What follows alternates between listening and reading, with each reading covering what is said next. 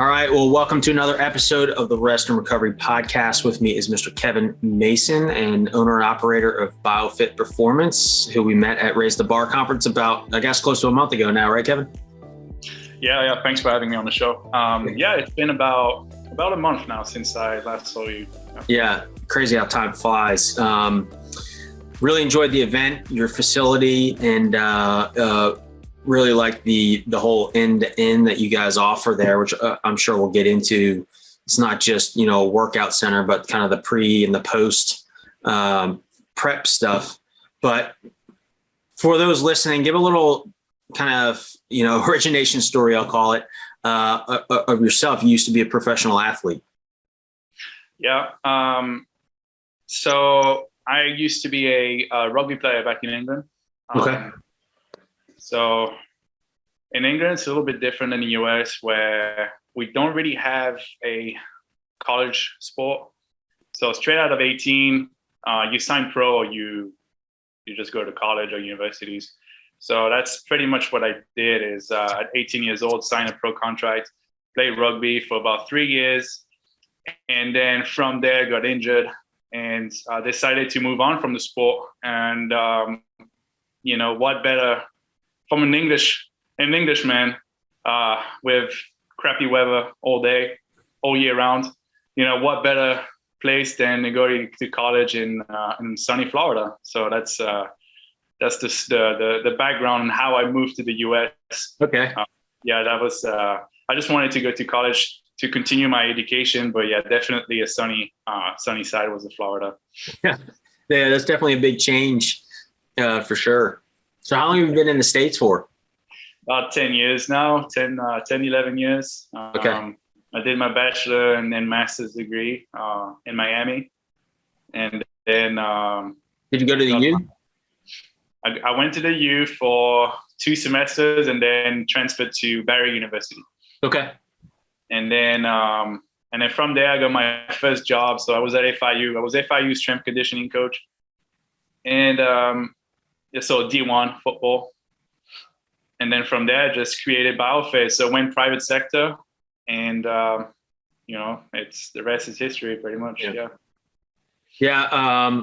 Was there something that drew you, other than being in sports yourself? One of the things that we had talked about when we were there and at your facility is you have a recovery lounge, a recovery zone there.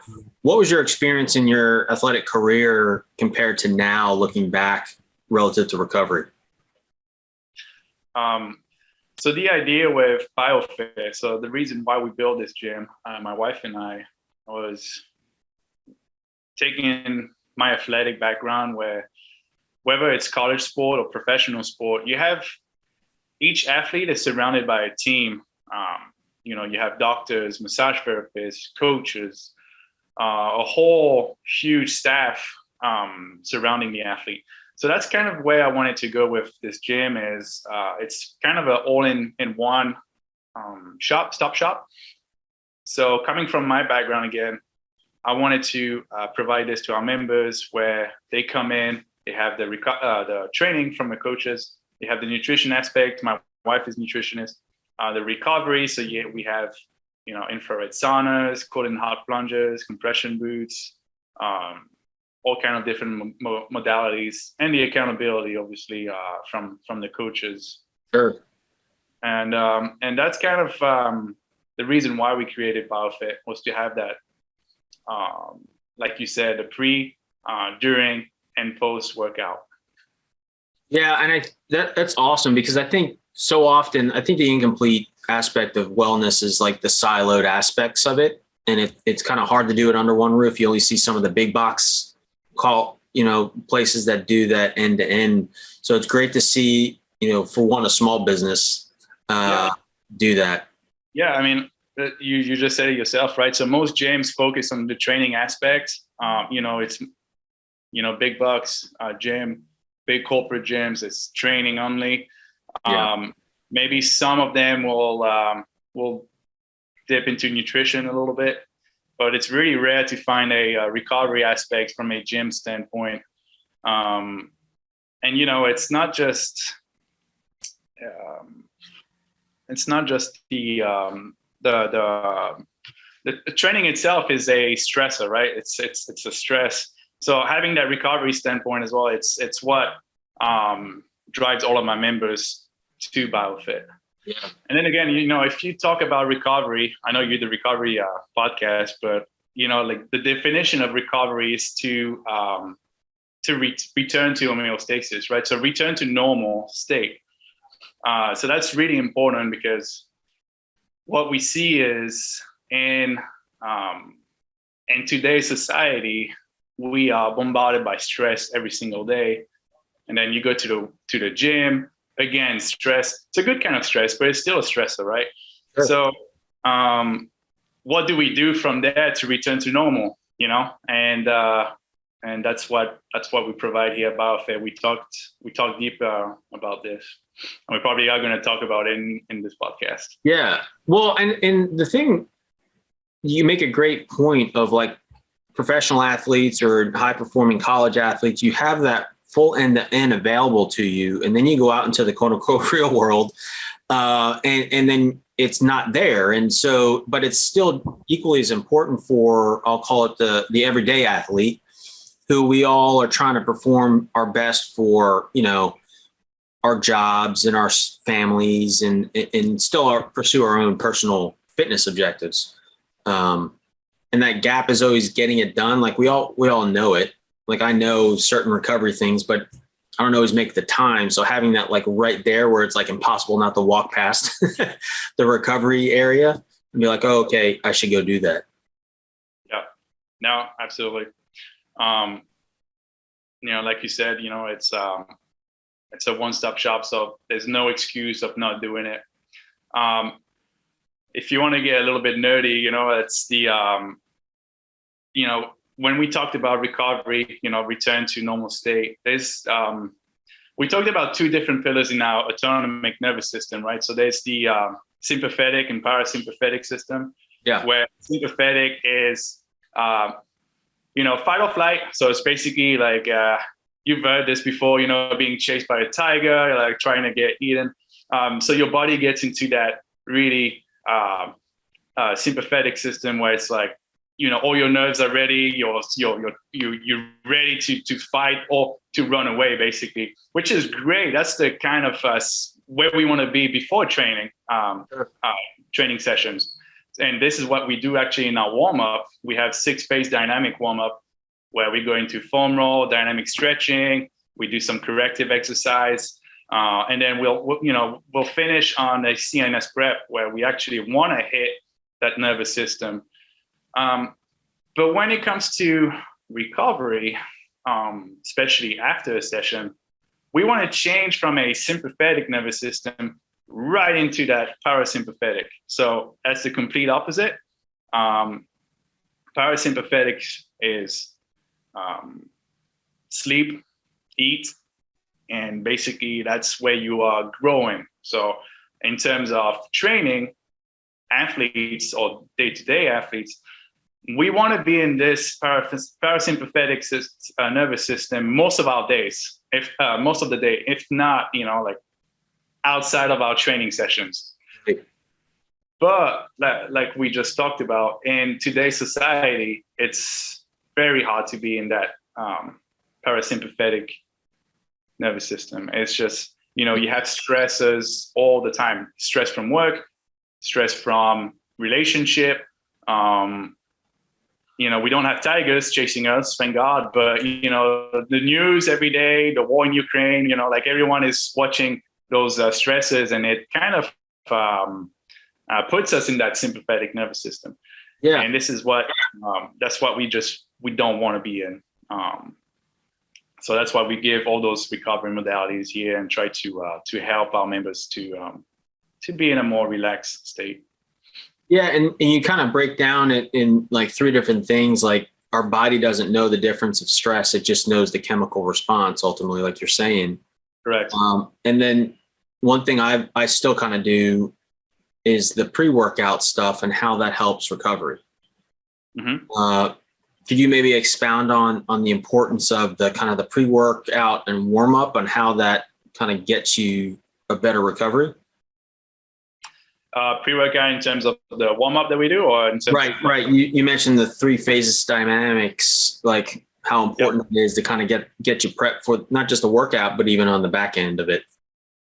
Yeah. I mean, our warm-up is so it's 6 phase. So it's we do a foam roll, so a myofascial release.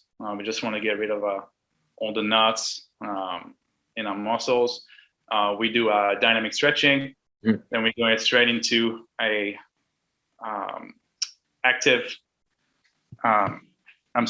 corrective exercise. So we want to hit where our weaknesses, so we don't get into the workout, being one-legged, weaker than the other, like stuff like this.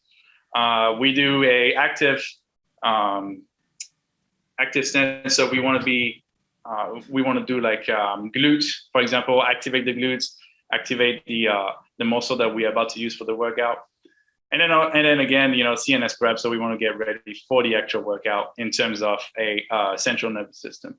Now, during the workout, we do all of our, so it could be, so for today, for example, we have a few supersets, and then we'll finish with a conditioning towards the end. But how that's going to help with our recovery is at the end, we usually do like a parasympathetic breathing. So we'll go into a 90-90 position, legs up, and then try to do box breathing, for example. So box breathing is 4 seconds, breathe in, 4 second hold, 4 second breathe out, and then 4 second hold again. That just for about a minute or two, just for, to cool off a little bit, and then get ready straight, like I said, straight back into a parasympathetic system. And then this will help you grow, basically. So cool off. Yeah, that I can attest to that. I appreciate that, and glad you guys do that. My personal experience was I ignored that for years, and then went through a program similar to that. And I saw such a huge benefit on my performance and just how I felt overall. I didn't feel like exhausted and like wasted for the day after my workout. Yeah. Ability to kind of like go on to everything else I've got in the day. Yeah. No, absolutely. Especially, we have a lot of, we open at 5 a.m. So we have some crazy members that come in at 5 a.m. workouts. So the last thing we want to do is to kill them and then them to be tired for all day. So we want to try to cool off after the workout and get them ready with that serotonin and those good hormones. Yeah, as a coach, and you guys offer small groups, and the value of that is like some personal interaction. You get to know the members. How do you guide people through them to get them to be able to assess themselves, right? I mean, it's hard enough sometimes to even know where we are individually of ourselves on being ready to either push it super hard or knowing maybe, hey, you need to taper it down a little bit. How do you guide people through that process, that thought process, and adjusting the workload so that's not overtraining? Does that make sense? Yeah. So that's really a coach. I have an amazing team. They can see. We always ask for my RPE base or rate perceived exhaustion. So we always ask, do you think you have, how many reps can you do in this set? Pick up a way that you can do 10 reps. So we ask them, how was the 10 reps? Oh, I think I got 2 more. And that's where you usually want to be. It's like about 2 reps in reserve. So we try to accommodate the weight or the exhaustion based on how much they can do and for the individual. So even though we train in a small group, it's very customized in that way. It's like, okay, Susie is going to pick, a 30-pound dumbbell for a goblet squat. And she's managed to do 10 reps really good. And she feels good enough so that we push her to like a 35-pound. And she still managed to do all rep. But then Jack next to her, that's obviously he's a little bit more advanced. So we'll put him on a barbell or even a heavier dumbbell, and then ask him the same thing and say, hey man, how was it? So yeah, like I think I can push a little bit more, also grab a heavier weight in that way. And we try to, we program in a way that every 4 weeks we have some kind of a deload. So in terms of volume, we always go into a linear periodization. So our programming goes up. We go from 3 sets, 4 sets, 5 sets, and then we kind of have that tapering where, okay, this week we are going to go back down to 3 sets of 10 or 3 sets of 12. So we play around with volume so that way they don't get completely overtrained. It's always about having that small overtrain or overphasing period, but then back into a deload to then overload them later on in the program. Gotcha. Yeah, no, that makes sense. The importance of deload as it's almost like this macro recovery cycle. Yep. No, that's exactly it. So we always look at a 1 year in program. So we have a 1 year in advance. So that's the macro cycle. Okay. And then each macro cycle has a mesocycle. So that's, every 3 to 4 months. And then within those 3 to 4 months, we have the monthly programming and then the weekly programming. So what does that deload week enable for the individual? So like we just talked about, again, it's Gen Pop. So, we do still train pro athletes. So that's very different. But Gen Pop is, it's kind of hard to overtrain a Gen Pop just because their training is usually, we try to keep them between 6 to 15 reps, depending on the level and the exercise of the person. Yeah. So hypertrophy based training, sometimes a little bit of strength. So once we get to the heavy higher intensity, we go towards the 6 reps and lower, maybe 5, but we don't go any lower than this. Yeah. For that reason, we don't want to overtrain them. We don't want to put too much on the central nervous system where we are just burning them, crashing them. We're not I'm not going to say their name, but a high interval training facility. Yeah. That you just go on a cardio or spinning class and just, destroy your clients for an hour straight. And there's no recovery to that, right? It's just, you just sweat, you feel good now, but you're not going to last long. You're probably going to do this for a month or so. And that's about it. You're going to burn yourself out. Yeah. It's almost like, I call it the New Year's resolution syndrome, when you come out too hard and fast and burn out, and then it turns into, you don't make it a lifestyle choice or because of that piece of it. That's very true. That's very true. We are in a society that want results right now. Every time we decide something, we have to have it now. That's right. So those classes that offer a 1 hour of really high intensity training it has its bonus, it has its pros, but it has a lot of cons as well. Where but you are just gonna burn yourself out if you don't watch out. So how do you?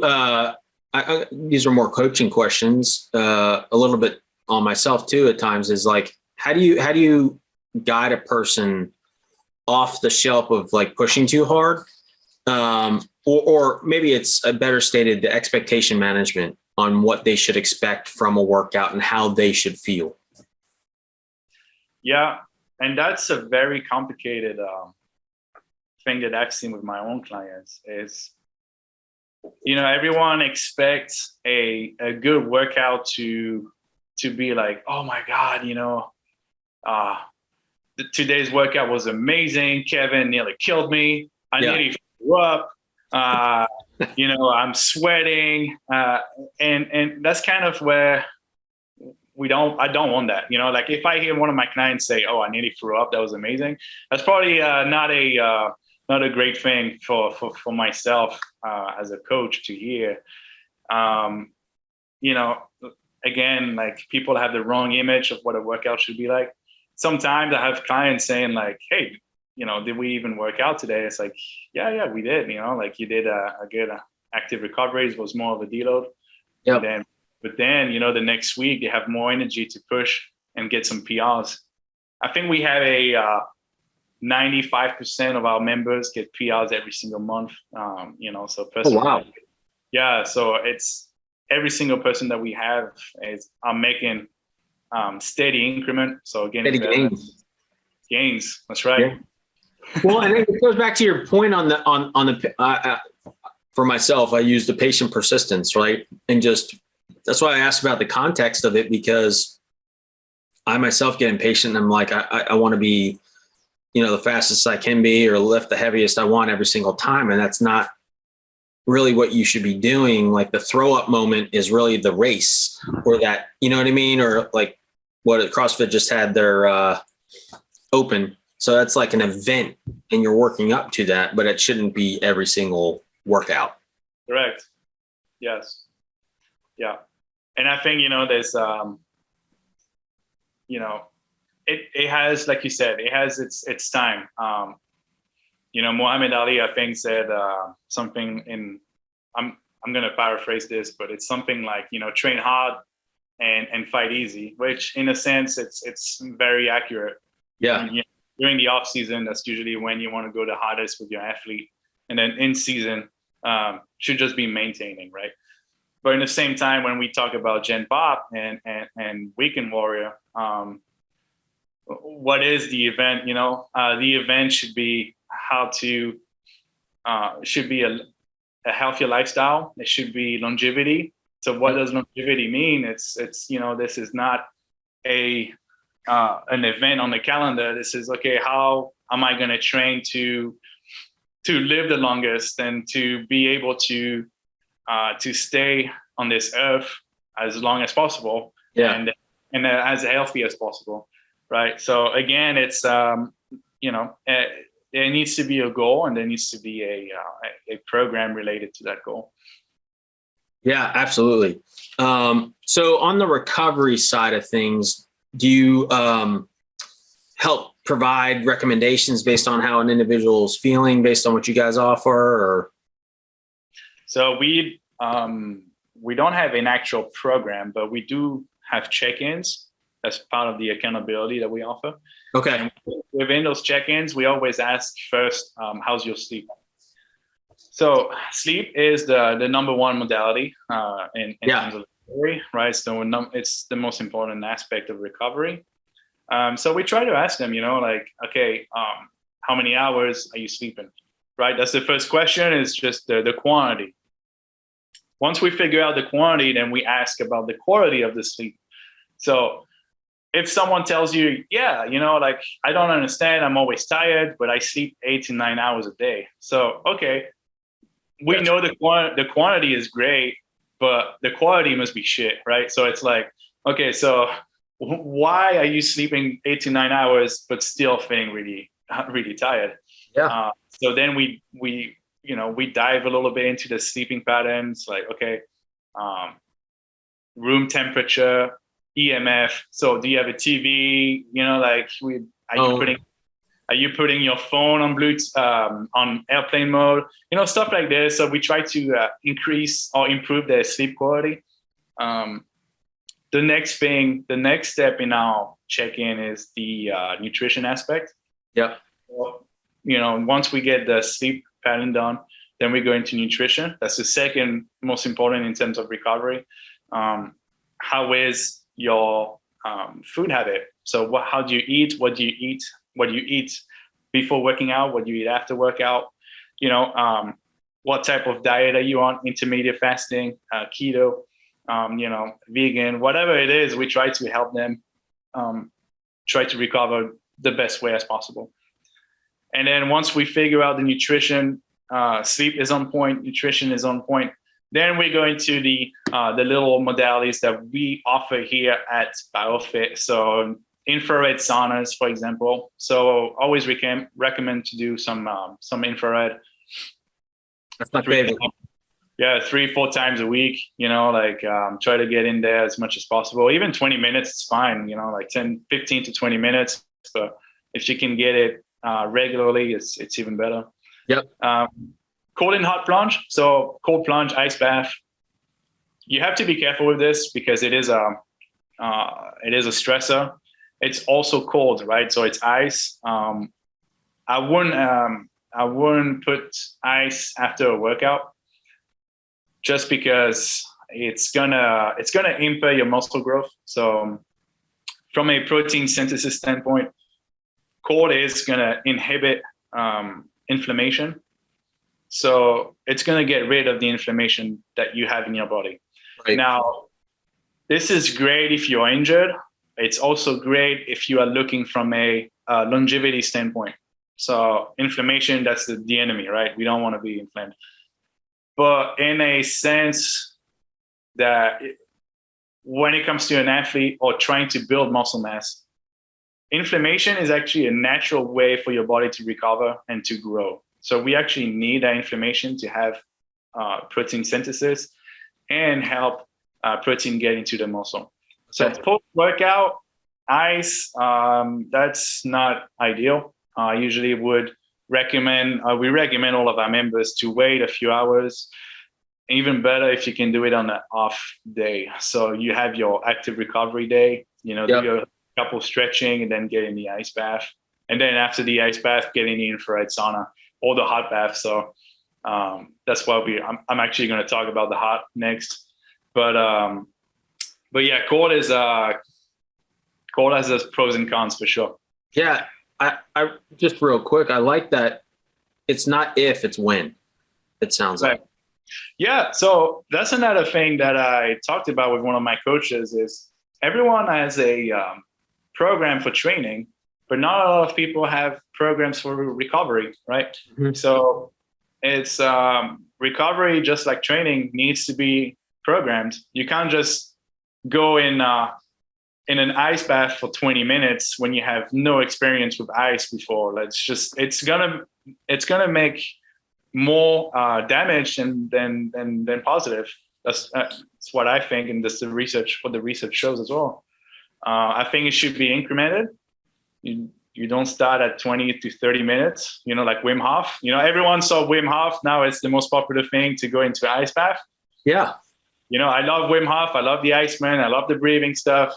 I do it myself, but you gotta progressively implement this, right? So start with 5 minutes. Start with a cold shower first. Yeah. And once you pass that, and get in the ice bath. So don't start off with a trip to the Arctic and jump in, right? That's right. Yeah. Don't start with that. No, that would be a bad thing to do for sure. Yeah. So on the heat, you were going to touch on that. Yeah. So the heat is next. So we have a hot plunge. So what I love doing is contrast therapy. So you get the positive of the cold, so the construction of the blood vessel, and then you got the positive of the heat, which is dilation of the blood vessel. So the contrast therapy almost does like a pump mechanism, where it's like you constrict and dilate. So it does it has that flow of in the blood vessels that gets rid of the inflammation, gets more nutrient to the muscle, and that's kind of what I've seen from the research standpoint to be the ideal scenario in terms of recovery. You don't get the negative side of getting rid of the inflammation completely, so muscle growth is still there, but at the same time you get that coldness from the cold, obviously cold water. Okay. So the heat, like I said, it dilates the blood vessels, so you actually get more nutrients into the muscle. Also relaxes the muscle, so that's what you want after a hard workout, just to try to relax it a little bit. Yeah. Like we said earlier in the podcast, parasympathetic system. So try to relax. Cold is gonna put you straight into sympathetic, right? So the last thing you want is to jump in a frozen lake, or, you know, as soon as you get the cold, the first thing that you have is that breath, right? That deep breath that tries to shock your body. So the heat has the complete opposite. It's gonna relax. It's gonna feel good. That's why most people have a hot tub instead of an ice bath at home. Yeah, exactly. Well, and you make an important point on the science of it behind it at a high level, is like what it's doing to your body, and like blood flow aids in the recovery. That's what the inflammation is. The good inflammation post workout is like all the blood is rushing there to recover it. And so doing that kind of helps facilitate the body more to kind of get that blood flow moving harder and faster. Correct.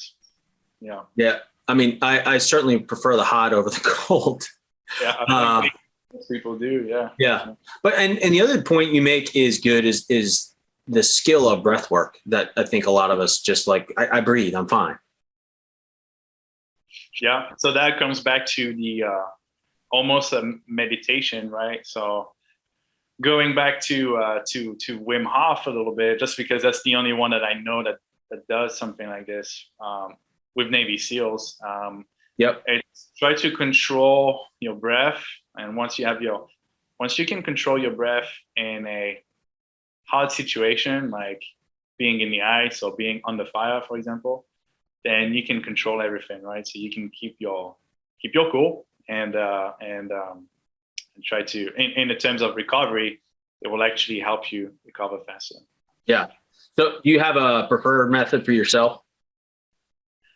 I don't have a method for myself. I try to meditate doing the contrast. So in the cold, it helps, you know, especially the first 2 minutes in the cold, it's just the worst. But then afterwards, it's fine. If you keep your breathing, like Wim Hof does, you know, like breath work, you should be good after that. Yeah. Yeah.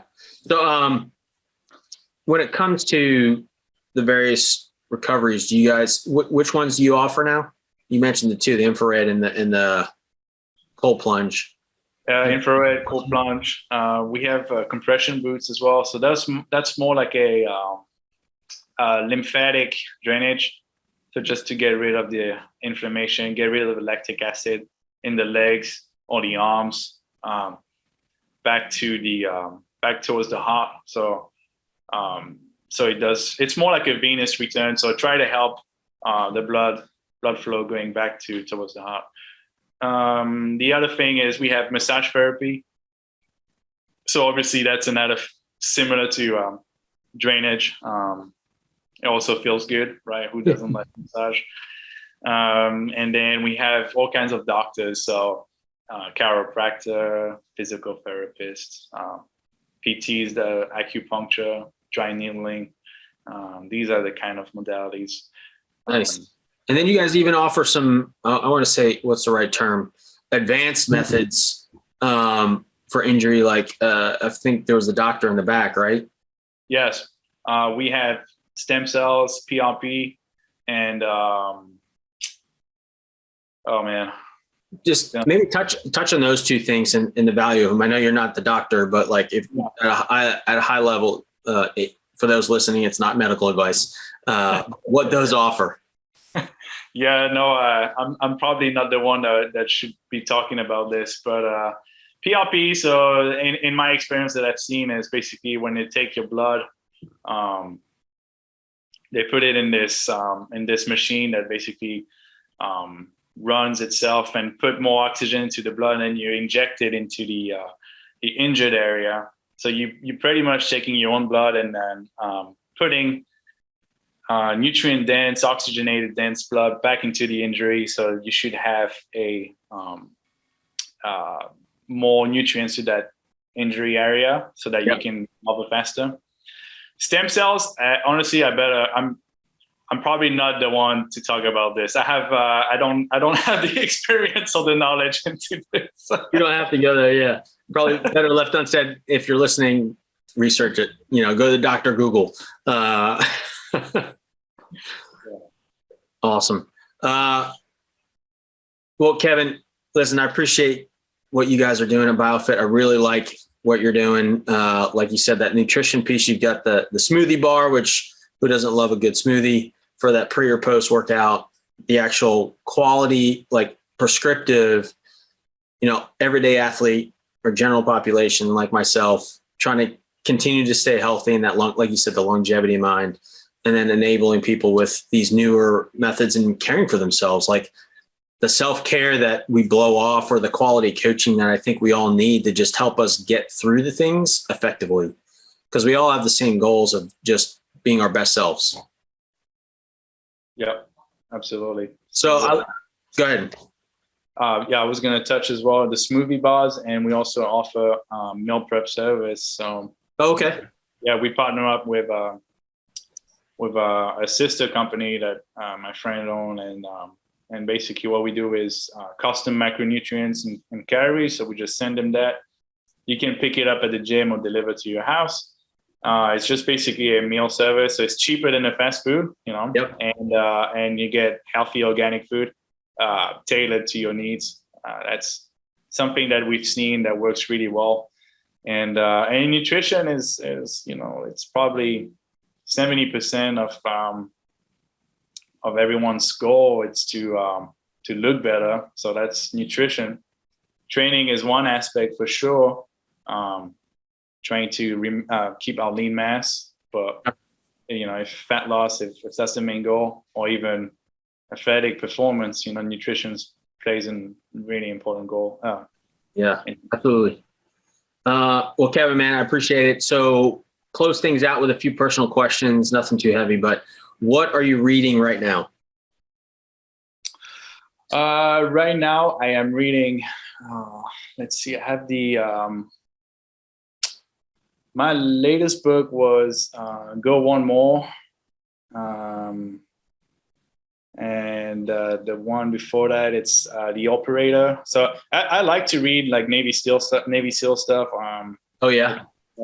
Yeah, I was never in the Army or anything like that, but I like the mindset of these guys. They have a really good mindset, and I feel like it actually helps with my business. Absolutely. Yeah. Awesome.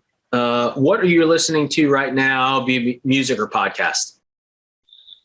So my music on Spotify is super weird because I have my gym music and relax music. Gym music is usually like heavy metal. That's where, rock or heavy metal. Yeah. Relax music is more country. So I know, again, it's weird coming from a European, but 10 years in the US, I've turned full on country. There you go. Yep. There you go. That's awesome. What's your go-to rest and recovery method? So any type of active recovery, I like to walk. I walk my dog, I'm going to say 4 times a day. Not just because he loves it, obviously, but for me, that's my active recovery. So I try to walk quite a bit. And the infrared sauna is probably my other one, just because I listen to podcasts and I can do work while I'm.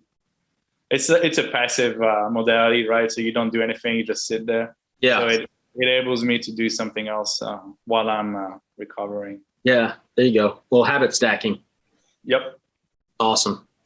Well, Kevin, thank you so much. How can folks find you if they are in and just where are you located, just so everybody knows?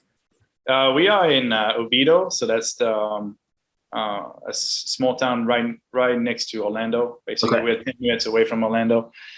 But they can find me on Instagram, so Kev Masson or BioFit Performance, and same thing on Facebook. It's Kev Masson and BioFit Performance. Thank you, sir. Have a good one. I appreciate it. Thank you for having me.